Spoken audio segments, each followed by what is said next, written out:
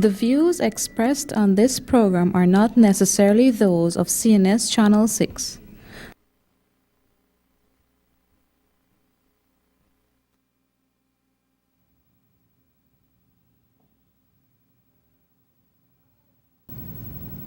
Hi, good afternoon, viewers, and welcome to Matters of Public Importance right here on Channel 6. I'm yours, Gail Teixeira, Parliamentary Opposition Chief Whip for the PPPC and the People's Progressive Party. On this program, we shall focus, as always, on matters of public importance, bring you information and discussions on issues and matters that are of concern to you, the Guyanese public, every Thursday between 12:30 and 1:30, right here on Channel 6. And as usual, before we get into the meat of the program, let me remind you of the telephone numbers you can use to call. We'll start taking calls, 110, somewhere around there, 225-0010. And as I inform you every week, the Office of the Leader of the Opposition is open from Monday to Saturday, all day Monday to Fridays, and half day Saturdays. And you are free to drop in, to meet people there, to ask advice, to raise issues that you need for representation. We'll try our best to help you. And it's 225-3432 if you wish to call in advance to make an appointment, but you don't have to make an appointment. You can come in and we'll see in whatever way to help you there. As always, remind you about Freedom Radio, which is broadcast at FM 91.1 Demerara, 90.5 Berbice, and 90.7 Esquibo. And Mirror Newspaper is still going strong and has a new format for the last 2 months, and it's looking really good. And so I encourage you to buy it where you have the hard copies. And if you can't, you can go on the www.facebook.com/Weekend Mirror News. That's one word, Weekend Mirror News, one word, small caps. You're free to join it there. You don't have to pay to read the Mirror online. And so last week, we focused on the upcoming local government elections on November 12, 2018. We talked about mischief afoot by the government with the local government elections and pointed and explained to you the new local authorities, which many people didn't even know that in some of the areas where they lived, there would be new local authorities where there weren't any before, and the reduction of 16 constituencies in 14 existing neighborhood councils.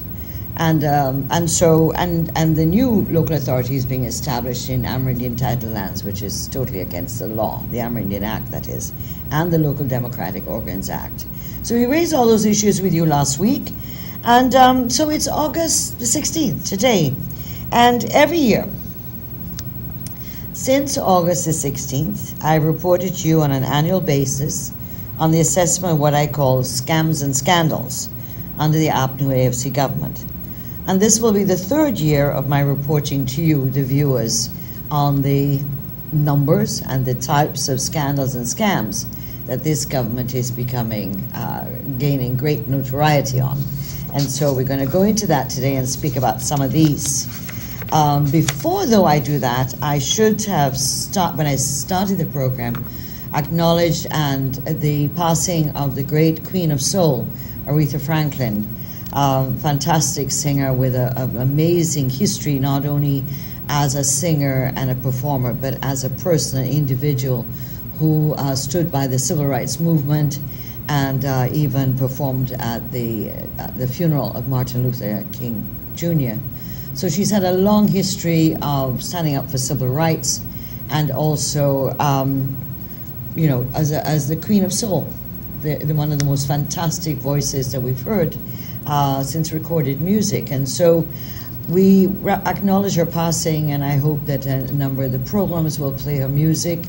And her performances were electric.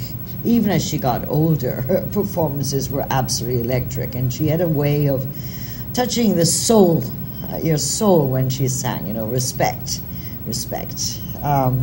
And so we wish to acknowledge her passing and to express our deep regrets. The world has lost a great treasure, and of course, with modern times, music won't die, because her music will live on and her voice will live on long after she is now passed on to another world. And so let's keep her memory alive and what she stood for, and the fact that she was the matriarch of women artists, women musicians and singers for decades now. And so let's go back to the more local issues in terms of scandals and scams. You know, when I started this program, when I started doing these accessing and trying to track the scandals and scams, I started around the end of 2015 when we noticed a number of things like no accountability for the big inaugurations, both at Parliament buildings and at the National Stadium, and the questions we asked in Parliament were not being answered, could not be answered, and stuff like that.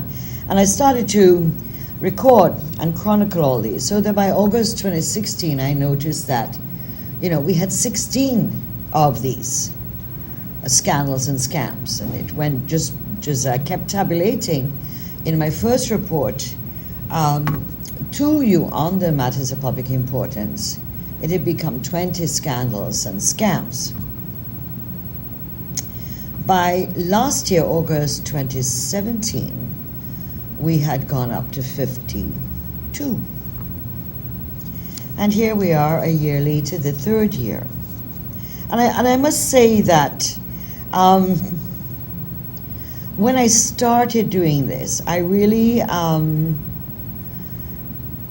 didn't expect that the abuse, the violations on procurement, on brazenness, on extravagance on government expenditure would have been on the scale that we've witnessed over the last 3 years. So even for me as a politician, even for me as a People's Progressive Party Member of Parliament, I am also taken aback as I started this chronicling and noticed from 2016 to 2017 it had, you know, it gone from 16 to 20 to 52, and this year it has gone to 60. So the magic number in the third year is 60. And of course, please understand, these are the ones that we uncover or we track and are able to get information on, whether it's in Parliament, through the media, or by other sources. And so this is not all that there may be. It is what we're able to uncover, and I keep tracking and I keep chronicling so as to keep on top of the issue. And certainly what is becoming clear is a pattern that there are certain repeat offenders in relation to this. Public Health Ministry, the Ministry of Public Infrastructure are two repeat offenders and require, I think, targeted attention in the Auditor General's office and the Auditor General report. Clearly there are a number of ministries and regions and so on that have come under their investigation. Remember the GCOM 700 million audit, etc., which is still not, has not been addressed. It was sent to the police as far as I know. So that, you know, these are issues that as you go along you uncover. So I haven't dealt with some of the issues that are in the Auditor General's report, annual report, because those go before the Public Accounts Committee and so forth. So we left at 52 in August last year. We're now 60. And of course, for some of those that came in the first 52, they're still unraveling. Durban Park, for example, the Sussex Street bond, these are all still unraveling. It's still unconcluded, still hanging there.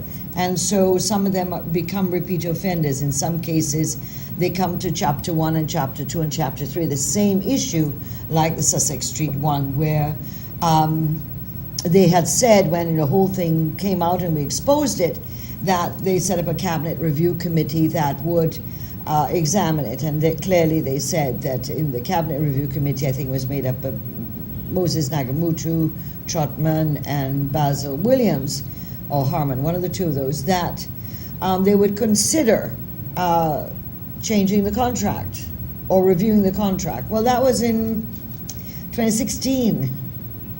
Nothing has happened since. And in fact, in a follow-up question by Mr. Anil Nandalal in Parliament, asking about the Sussex Street bond, what was clear is they paid over $240 million in the 3 years so far, between 2016, July, and now, June this year, approximately $246 million in rent for a building that has really nothing in it. Some old equipment, some old freezers, some supplies, but no drugs, and we're paying $14 million per month for that building. So the person who purchased the building for $25 million has made $246 million thus far.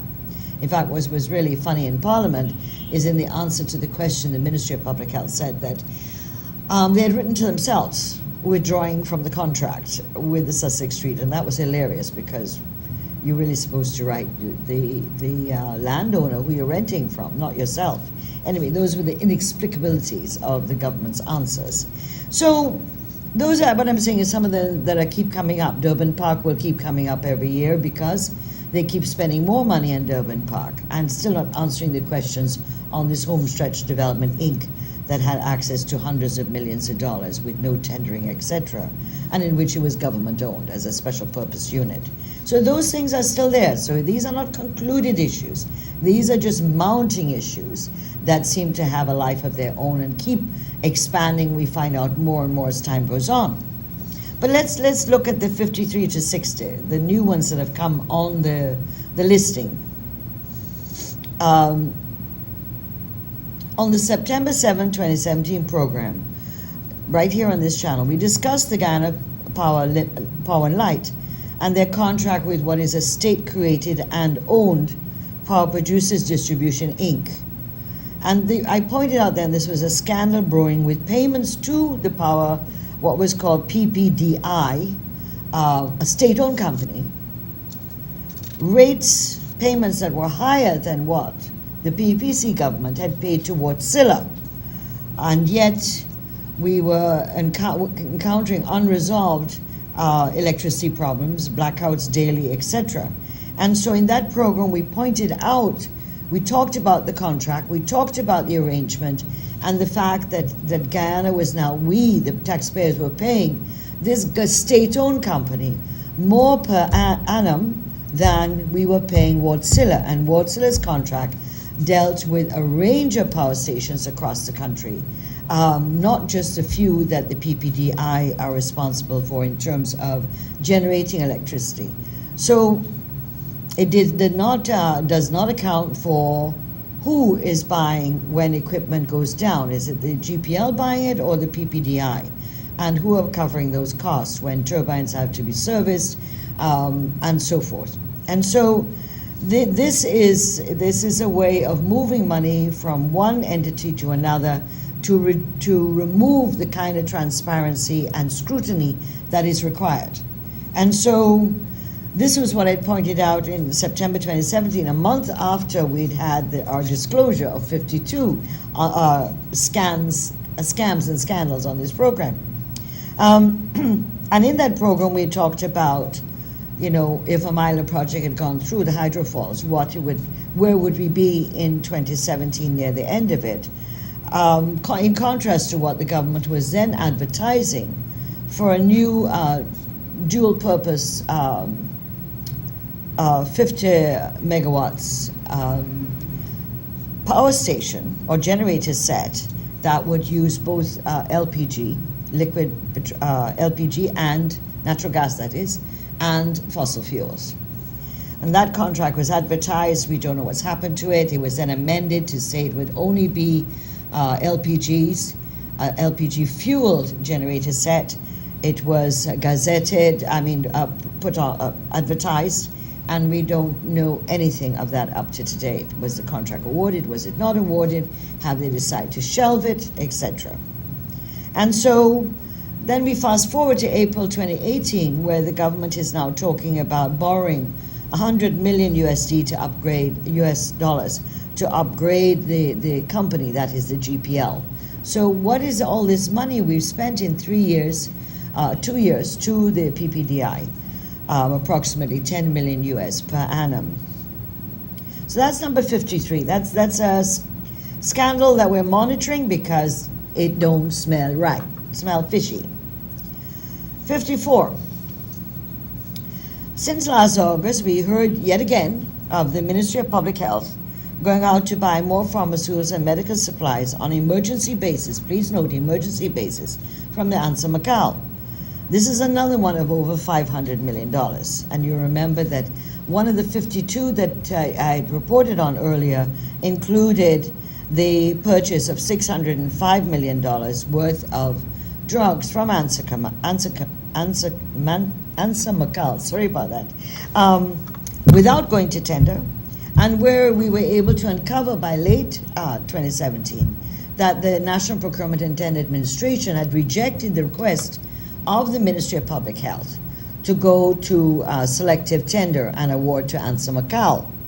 And therefore, not only did the ministry breach the procurement laws in terms of not going to tender when they should have for a vast amount of money, they then breached another part of the Procurement Act by, despite a refusal of the NPTAB to give them a special waiver to buy directly from Ansa, they went ahead and did it nevertheless. And we raised in Parliament with Minister Jordan, who's going to get locked up from it. And of course, he said no one.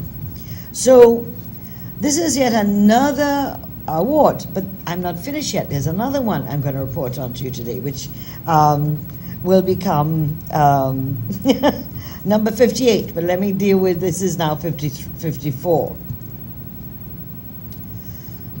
The complexity of what the Ministry of Public Health is dealing with, they're purchasing billions of dollars without going to tender, with companies that are highly questionable in some cases, or the process is questionable, and yet there are dire shortages of drugs and medical supplies across the country. Public hospital too, not right here in Georgetown, which they say is the tertiary hospital, it's a referral hospital, all of that's true.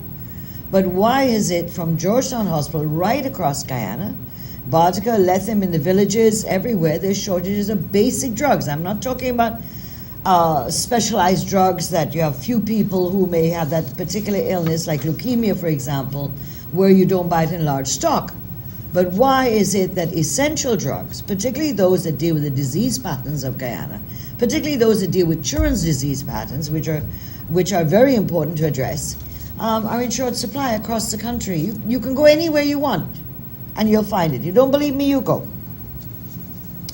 Then we have number 54, the Demerara Harbor Bridge, and I'm going to deal with that one especially today, just for you. Just for you. So I'm going to go on to the next one and come back to the new Demerara Harbor Bridge contract. That's 55. So 56. The government borrowed $30 billion, Guyana, from a joint banking and commercial consortium led by Republic Bank for Gaisuco's remaining estates at what finally became known as 4.75% interest rates. The members of the consortium are unknown, and the terms and conditions of the loan are also unknown. The government has taken on to guarantee the loan in the National Assembly within the debt liability of the country, so that if anything goes wrong with this repayment, which is 5 years, it's a 5-year, $30 billion we borrowed, and we have to pay back in 5 years, that at a high interest rate, and the government is guaranteeing it. Not like in a MILA, where we were a provisional liability in terms of whether the companies were not able to get paid for their agreement by the GPL, etc. And so this is where the government has put us all in debt of $30 billion, committed. By doing that, the government has thrown out our balance of payments, they've thrown out our debt levels. In fact, our debt levels, not only because of this, but because of the extraction of foreign reserves and increasing debts by loans that they're going into, which they have no capacity in some cases to deal with at the moment, and that we have now reached debt levels that are the highest in more than a decade. And so this whole agreement of why do you need $30 billion for the 4 estates remaining, when $30 billion could have saved the entire sugar industry and prevented 7,000 workers from losing their jobs, their families being put into poverty, and also the impact on the economy in every single community, as well as the economy overall. So this is an enormous issue. 57. This is one we have to watch. Minister Ramjatan, during the December 2018 budget debate, stated that there was a contract for a foreign company to rebuild Camp Street Prison. He announced this. And the media also covered it too in their reporting. The problem is we can't see any public advertisement for it. We're not aware that it's been advertised internationally or locally. We don't know if the contract has been awarded or not. And so it remains a secret. The funny thing is there was no funds allocated in the 2018 budget for a brand new or a modern Camp Street prison. There was no such funds. So this becomes even more complicated, and one we have to keep an eye on. There was money in the budget for Mazaruni prison, and that was awarded, etc., etc. It did go to public tender, it was awarded, but Camp Street prison was not. And you remember the year before, in 2017, when they came to get additional money after the disturbances at Camp Street prison and Lusignan, that they had difficulties accounting for the breakdown of money they were asking for of $700 million. They had difficulties in accounting for it. There were $200 million they couldn't account for.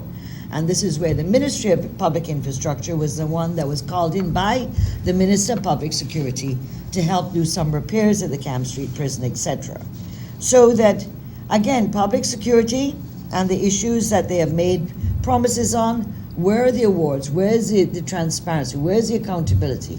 These are issues that we're flagging all the time.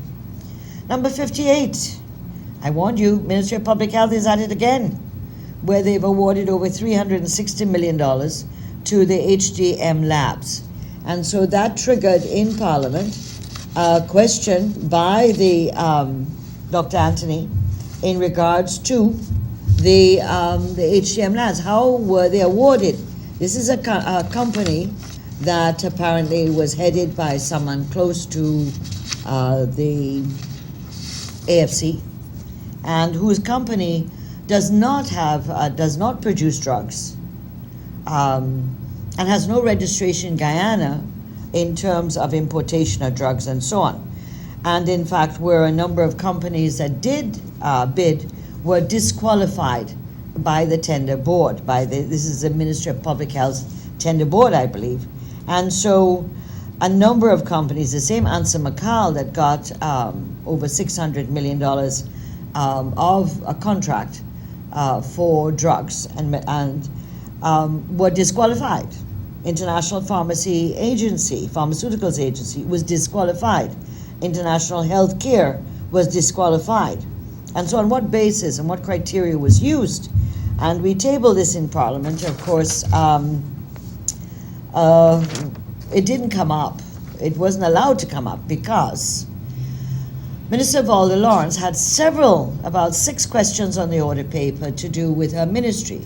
HDM Inc. Labs Inc. was one of them, Dr. Anthony, and about 5 questions from Dr. Vindhya Prasad relating to the neonatal units across the country, neonatal deaths, and the state of the care of neonatal in our country.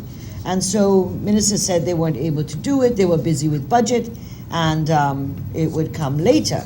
However, the problem was that the later meant 2 months later, because as the last sitting before we went into recess.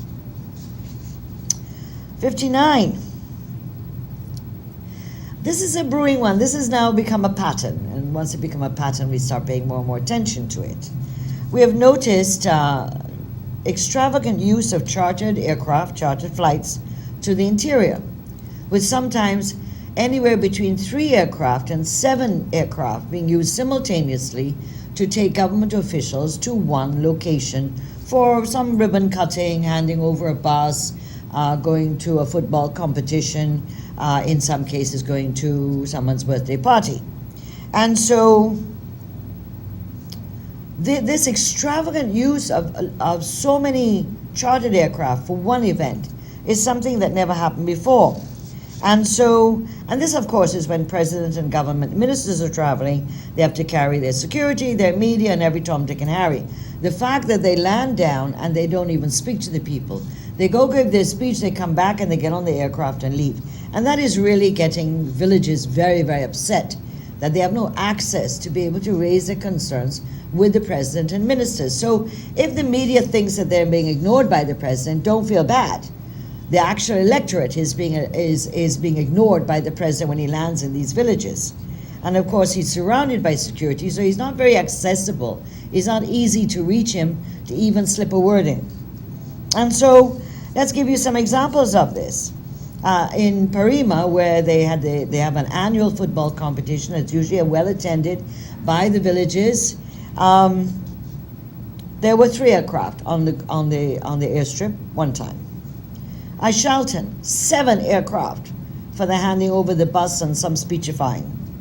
And this week, remember, my dear friends, this week is Congress, PNC Congress time. And so guess what? GDF Skyvan was used to bring Region 9 PNC delegates out to Congress. I wonder, who is paying for the Skyvan? Is that being put on the Ministry of Presidency's bill or the GDF bill? And if that's the case, then we the taxpayers are paying for this, and we're not, well, not all of us are PNC members, I'm sure of that. And so this is an example. Using the GDF Skyvan to bring delegates out. My question is, somebody's paying for it, it better be the PNC, and not the government and not the taxpayers of this country. Number 16. This one also led to a question in Parliament, which the Speaker did not allow, but you know, we're getting used to this type of thing. We're going to put all these questions we asked that he is disallowed as questions without notice, as they're important but they're not urgent, to do with the allocation of contracts under the Ministry of Public Infrastructure for the weeding, cleaning and maintenance of the West Coast and Quarantine Berbice public road shoulders, Region 5 and 6. So why was it that in May 2018, this year, did the ministry selected 15 contractors to bid for the projects lots 19 to 26 by way of a letter of May 11, 2018 from the Ministry's Special Projects Unit. So they didn't go to tender. The ministry wrote directly to 15 contractors, and this was for projects that would total 120 million. So how was this selected, and how is it? How can the minister explain that of the 15 selected, they were AFC supporters, people who voted for the AFC, and those who were finally selected and given the jobs are all AFC supporters and are financiers to do the road project totaling $120 million. So that's number 16.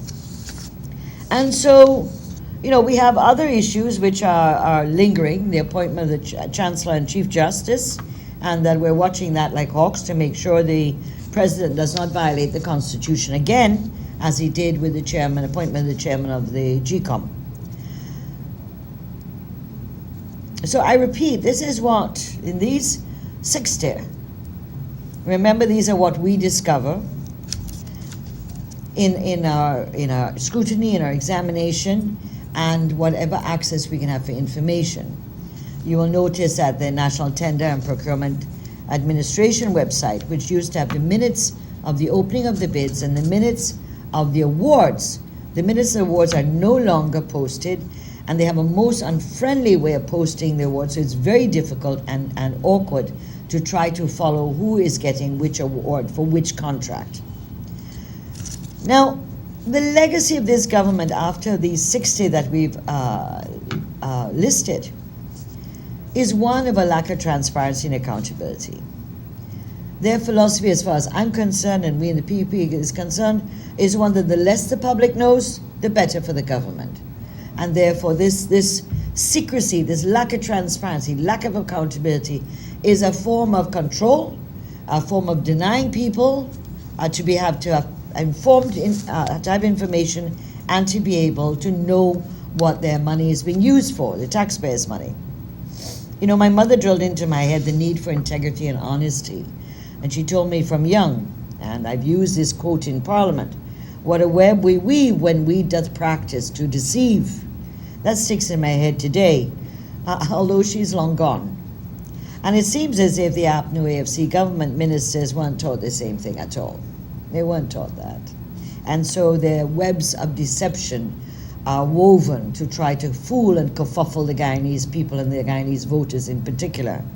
But you know, the Guyanese people are not easily fooled, and they have, as they say, long memories. Long memories. And so I have great faith in the Guyanese people to see through these attempts by the government to hide information from us. Now let's go back to the number 54. No, sorry, number 50. Sorry, Number 55, the Demerara Harbor Bridge. In September 2017, I wrote the Public Procurement Commission on the selection of the award for consultancy services for a new Demerara Harbor Bridge. We had been able to go through the Ministry of Finance, one of their websites, and find a number of postings to do with the advertisements for this contract and the list of companies that had expressed interest and the short list of those who would be called in to negotiate and put up their bids. At the same time when I did that, so I wrote the PPC pointing out that first of all, the company that was given the consultancy service by the Ministry of Public Infrastructure on the award of cabinet had never in fact tendered. And in fact, to explain how this happened and why were the procurement and tender laws breached and violated. And I called on the PPC based on the Constitution of what are the PPC's responsibilities and mandate to investigate. I also asked them to look at what was a new tender that went out while this investigation by me was going on, and that was the expressions of interest for the new harbor bridge, new Demerara Harbor Bridge, based on the consultant's report of the Dutch company, which was pointing to the bridge coming out from Versailles across to where maybe around Gafours, that area, on the East Bank side. And I asked the PPC to monitor it because there were certain inadequacies and deficiencies in that tender, as well as the timelines that were being given for companies to tender. At the same time I did that, Bishop Edgehill wrote the Public Procurement Commission too on the expenditure procurement of the Jubilee Durban Park Development Project, in particular questioning this homestretch Development Inc., which was made up of two ministers of government and one key supporter of the APNU, who is now the chairman of an important board. And so he also asked about the rental of the Sussex Street bond. In both cases, he asked for these matters to be investigated as violations under the Procurement Act and within the mandate of the PPC, according to the Constitution, to investigate and to take action. Both of us received acknowledgements in a month's time, so that's around October 2017. And then I heard nothing on my issue. So in June 2018, I wrote back doing a follow-up letter reminding them that I'm still awaiting the results to my query, because the acknowledgement letter just said to us, thank you for receiving your letter, and based on the program of the PPC that our issues will be considered. And so in June 28, I wrote back a rather sharp letter. But as of today, Bishop has not received any further notification in response to his queries. But on August the 7th, last week, I was surprised to have received from the Public Procurement Commission, signed by the chairman, Mrs. Carol Corbin, the report in relation to the investigation, and in the report it talks about the findings, their conclusions, and recommendations. And so the report is here in front of me, and here it is. It's a formal report. Public Procurement Commission investigation into the procurement of consultancy services for the feasibility study and design for the new Demerara Harbor Bridge. So, last week in the press conference of the Leader Opposition, he spoke on the findings of the report. And the report was very clear in pointing out that, in fact, the Procurement Act had been breached, there were violations of it, and in particular, the minister had violated. So let me come to what all that means. The minister, I noticed, on August the 14th, that was Tuesday, then tried to do some damage control. But either he appeared not to have read the report or to know about the report or was ignoring the report in terms of what were the conclusions and the recommendations of the report. Now, there are a couple important issues that came out in the report. And there's particular abuses and violations that need to be emphasized. First of all, the abandonment of the tender by 22 companies.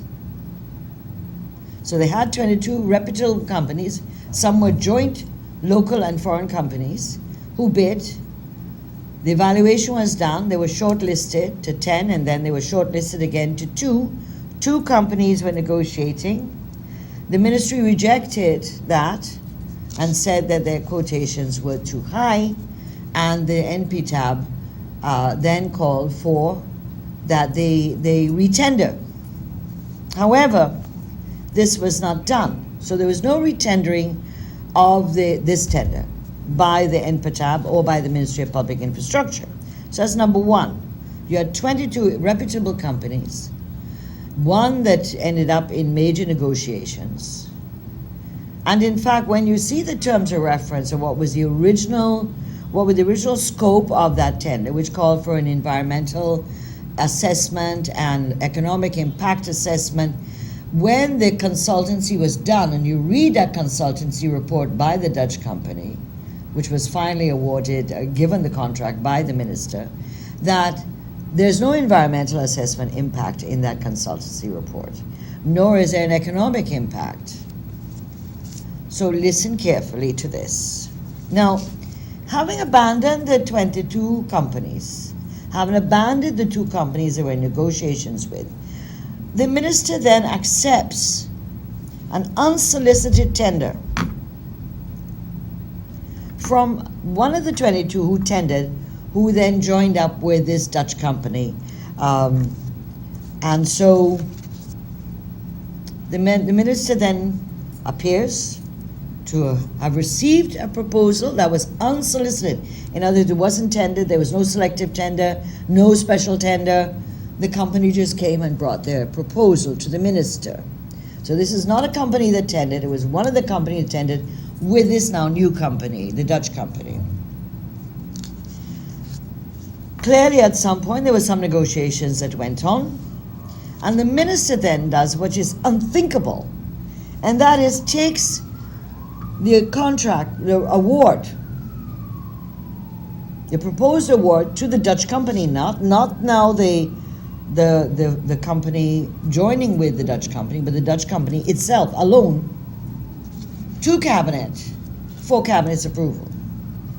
Now, no minister can go to cabinet directly on their own to call for cabinet to support a contract.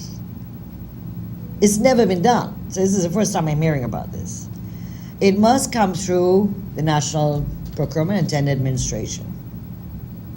Has to come through mechanism. It can come through maybe NISIL, for example, making recommendations to do with bids and awards. But a minister, individual minister, cannot go to cabinet with a proposal to award a contract to anybody. It just cannot be done. And so the report of the PPC admits there's no provision in the Procurement Act for a minister to go directly to cabinet. Cabinet certainly must know this. Cabinet accepts the proposal by the minister and approves the award in violation of the Procurement Act. So in fact, the entire cabinet is culpable, the entire cabinet. Thirdly, having awarded to the company, the minister now goes and takes the funds for the consultancy services for this Dutch company from the Demerara Harbour Bridge Corporation without the approval of the board. It's an instruction given to the general manager. Again, another violations. These actions violate the Procurement Act. They violate other statutes, including criminal offenses for conspiracy to defraud, for corruption. It violates also the Code of Conduct of in the Integrity Commission Act that governs the role of public officials, ministers, members of parliament, heads of services, heads of corporations, permanent secretaries, etc. So as a result, what have I done? I have written to SOCU as of this morning, and the reason why I've sent it to SOCU is that, let me explain.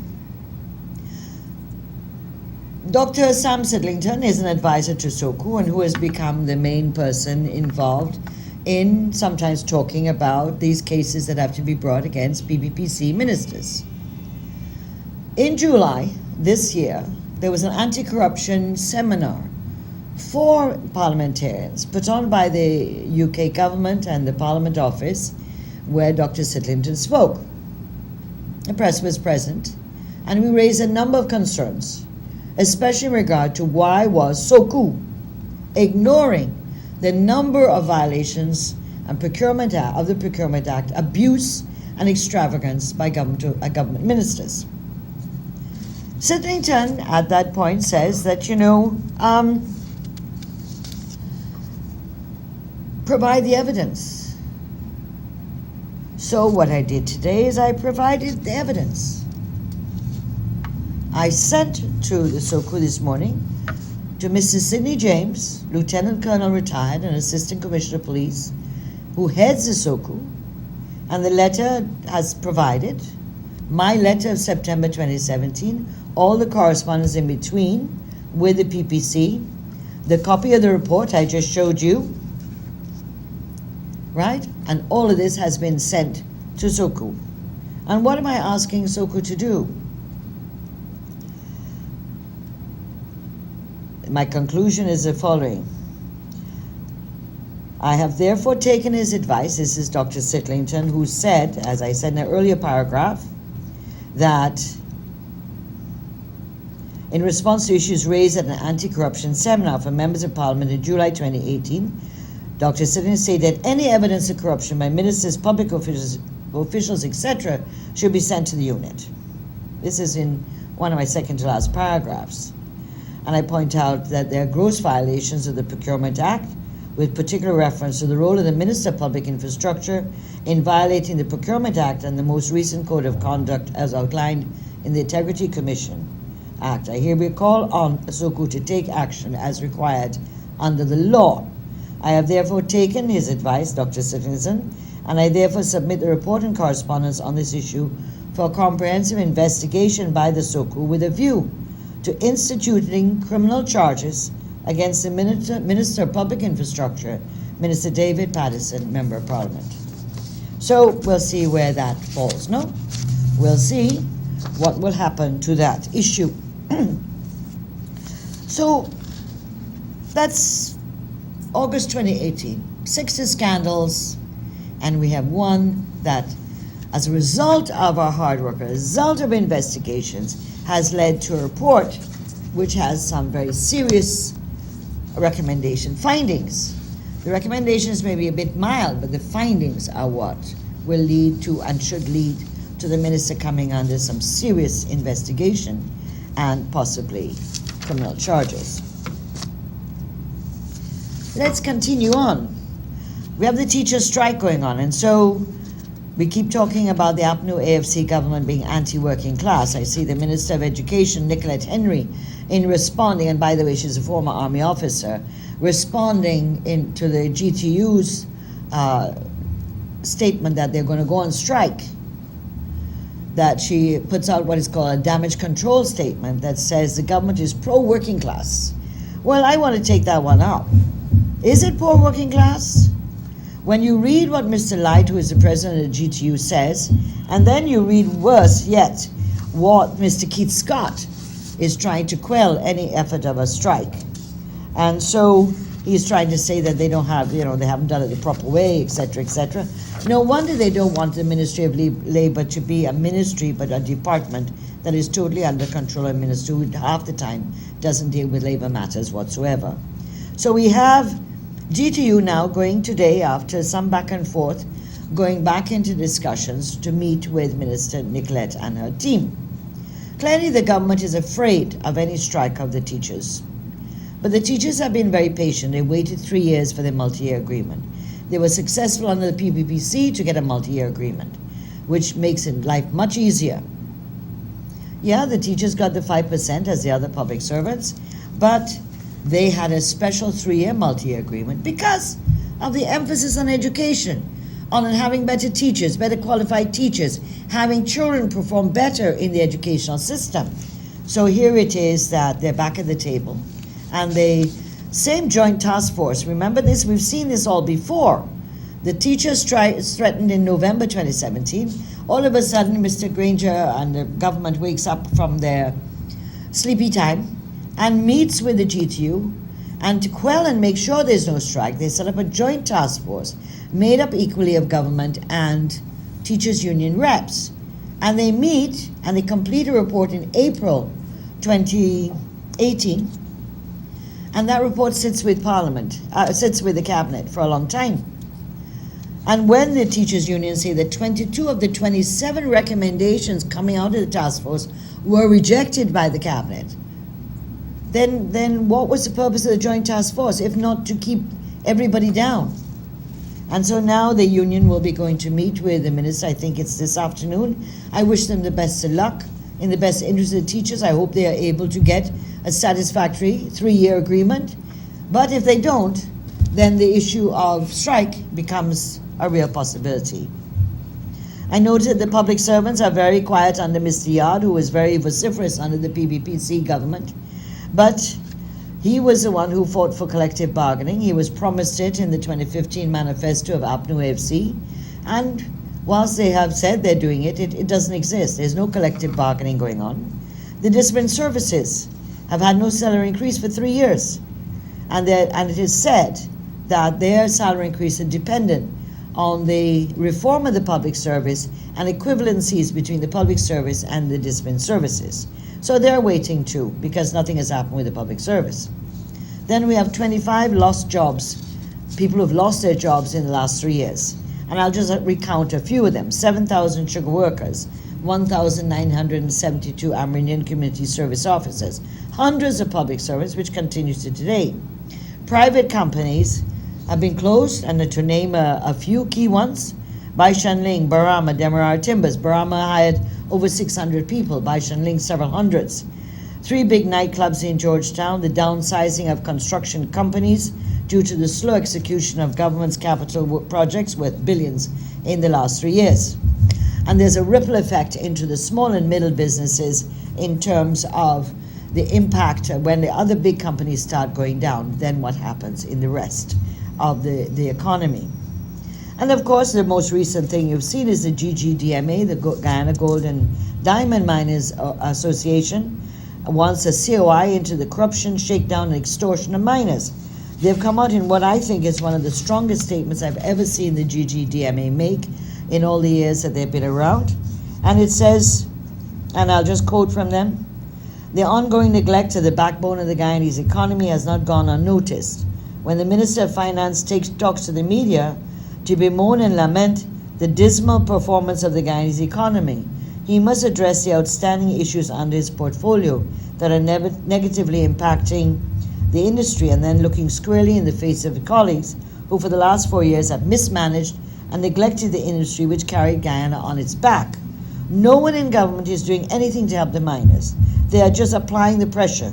We are demanding our respect," the GGDMA statement said. This was put out on August the 15th, yesterday, or was published. It goes on to say, "There seems to be no one in charge of the mining sector, and the government is yet to articulate its policy on continued mining in Guyana. There is increasing level of bullyism taking place, and public officers are clearly operating outside the law without consequences. So these were some of the things they said. Goes on to say, for more than 3 years now, no major mining roads have been constructed, and many of existing ones have been allowed to disintegrate to a state of impenetrability. The statement noted death, corruption, and frustration are now the pillars on which the current government seems to be molding the industry. And the last lick from the GDMA, quote, mining is surely on the downturn, and the blame for this lies squarely at the feet of the current government. More than 3 years later, the president of Guyana is still refusing to meet with the largest private sector employer in Guyana. We will not take it anymore. It's a very, very powerful statement from the GDMA. And of course, this was triggered by the killing of the Brazilian gold miner in Peruni Region 7 allegedly by police officers. So that this is just a culmination of what has happened. On the same day, of course, the minister announces that there's been a fall in the production of gold for 2018 by 1.9%. No wonder that we're seeing these things going on. Out to Georgetown News. Well, let's talk about the green town, the town that is being touted as the model, the green model, the model of a green economy. Let's talk about that town. You know which town that is? Bartica, of course. And Bartica, business in trouble. The boatmen are punishing. You have to wait for at least an hour on a boat to have it filled, either from the Purika end or the Bartica end. The boats run less often than before because the business just isn't there. There isn't enough traffic going on. And of course, the mayor of the Bartica, after the Minister Brooms closed the sand pit, which is also a revenue-earning project for the municipality. When the mayor protested, then about a week or so later, he flip-flopped and said the sand pit would be made into a recreational park, and that they will have a new area allocated for a sand pit.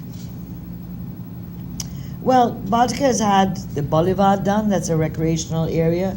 They've had a new recreational park built, so I don't know what they need a third one for. Bartica is down economically and financially. People don't have money to be sporting and, it's not a lot of attention on pleasure and leisure. Things are in serious problems there. And so when you go to Bartica, the roads are in a terrible state of Bartica itself, including those going to Agatash and Jack Point and other areas, which are within the township. Now the town council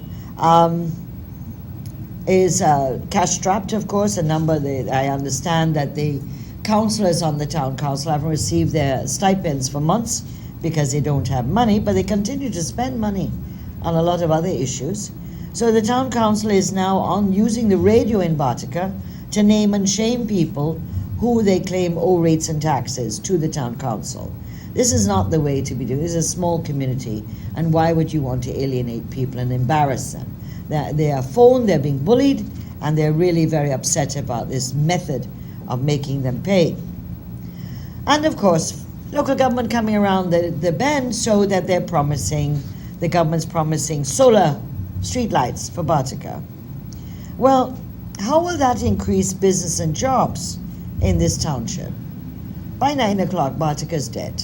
There's anything really much going on in Bartica after 9 o'clock. And for those who are familiar with Bartica, 9 o'clock and onwards had a lot of activity going on. So Bartica, green model town. Let's see how green it is in the local government elections. Lethem, business is in trouble. The road in the commercial sector is in horrible state. And the Minister Patterson promised to do the road with funds in the budget. And of course, that was 2 years ago. Last year, as of this year, a month or so ago, all they've been doing is some of the drainage alongside the road. But the main commercial road is when it rains, it's like a river. And so, promises. Remember too that Prime Minister Nagamucho in 2016 went to Lethem and promised the people that the road from from Bartica to Lethem would be an asphalt road and would be finished in a year's time. Well, a year gone, and nothing has happened. So all these are empty promises. And as I said before, Guyanese people have long memories, so they haven't forgotten, even if Nagamutu may have forgotten what he promised the people in 2016 in Lethem. All the other townships, all, are down in terms of business, especially those where sugar workers' communities exist or are close by, because people don't have money to spend. Georgetown has returned to its grassy, badly drained state of years ago, despite billions spent in the first 2 years. And so we face the 2018 local government elections on November the 12th. And so let me take a call coming in, because as we said, we have local government elections. Let me take a call. There's a number showing up. Give me 1 second. Hello, good afternoon. Welcome to Matters of Public Importance. Hello, good afternoon, Mr. Shiro. Hi, good afternoon. Yeah, I would like to talk about the consultancy contract for the Demaro Harbor Bridge. Yes. The minister made a statement that the government, you got to see, that the bridge is an emergency. That's why they had to breach all these laws. Well, I want to say, here it is. If I have my children, right, and they don't have milk, and I walk in the supermarket, pick up a tin of milk, walk out with it, and the police over me, I could tell them the children starve and they want some milk. How would the police look at me? So Exactly. the government breaking laws, they're supposed to set laws, and they're going back and break the law. Exactly. You understand? And Yes. then citizens must obey laws, but the government breaking the law back. Thank you. Thank you very much. It's a good comparison. I hadn't thought about that. That's a good analogy, because clearly this is what they're trying to say to people. It was an emergency. What emergency? It was started in 2016. They gave the contract in early 2017. The report came out in 2017, and that it's now 2018. There's no money budgeted in the 2018 budget for New Demahar Bridge. In fact, they've said that they won't put a cent in it. They're going to have a boot arrangement, which is to get a company to build, own, and transfer the bridge after a period of time. However, you have to remember the land on the Versailles side belongs to a top PNC member, and therefore I'm sure with a runoff and run on, for if they want to move the bridge, that he will collect hundreds of millions of dollars. On this side, I don't know where they're putting the bridge, because there are wharfs and businesses along that side where Gafour and all those places are, so who knows. But total mess, and it's not true that they've done this. So thank you very much for calling in. I like your analogy. It's creative and clearly makes the point very clearly. Now people are calling in. I kept watching the phone all the time and no calls were coming in, so I kept going on. Now the calls are coming in. I'm begging, a couple minutes, please. Hi, good afternoon. Welcome to Matters of Public Importance. Good afternoon. Hi, good afternoon. Then again, independence 52 years ago. Yes. If it said there's one party really running the Georgetown, the city of Georgetown, Yes. and they complain about the streets and the atmosphere, the drainage and the parking and the center. They are the ones that running the city is supposed to be in a better state. It's actually more good, green and... Yeah, exactly. Well, you know what we have to do? Local government elections, November 12th. There are 15 constituencies in Georgetown. There'll be one person for constituency and one for PR. Let the Georgetown people do what is right. Why put them back in? Why put them back in? Put in the PVPC, put in independents who are reputable people who are genuinely concerned about Georgetown.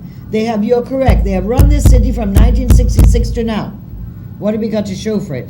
The second issue is about the COI of the Lindo Creek. Yes. That the family would be compensated. What happened with the Lusitano and the Bartica massacres? Absolutely. Right. Absolutely, you're correct. Yes, okay. Thank you very much. Okay, the technician is waving at me and I have to obey. So, thank you very much for calling in. This is an important day, August the 16th. We have pointed out the level of what's going on. Local government elections coming up November 12th. Check when the lists come out, the preliminary voters list, check your name, make sure it's there, make sure you know where you have to vote. Let us make a clear statement in 2018 local government elections. We must show our strength as we did in the 2016 local government elections. The PPPC won 65% of all the local authority seats across the nation. Let us show the APNU AFC, and by the way, they say AFC is going to target some constituencies. Let's show both parties. We don't want them there. They cannot run the local authorities. They cannot run this country. And in 2020, they're going to be out, and we'll have a new PPPC government running this country. Because it's undeniable. If the PPP is not in government, this country does not progress. And so let them go back and show. Let them do the comparison. Only when the People's Progressive Party is in government does this country progress. All the people progress. And so, thank you for calling in. Have a great weekend. Remember, don't drink and drive. We don't want you, all these terrible accidents and fatalities we see in the papers. It breaks my heart, especially when the young people, we need our young people desperately to be alive, to take over the mantle. The country has to grow and develop. And it's very, very sad. Every single week we see these tragic accidents. Please don't drink and drive. Don't speed. We want you, and of course we want you to vote. 2018 and 2020. So that may sound a bit callous, no? But anyway, take care. And remember, we are not going to be silent. That silence is the greatest enemy to democracy. We're not going to be intimidated, and we're going to, in 2020, show our strength, win back government, and be able to set this country back on the path to democracy and prosperity. Thank you very much, everybody. Have a great weekend. I'll see you next week. All the best. Bye-bye. The views expressed on this program are not necessarily those of CNS Channel 6.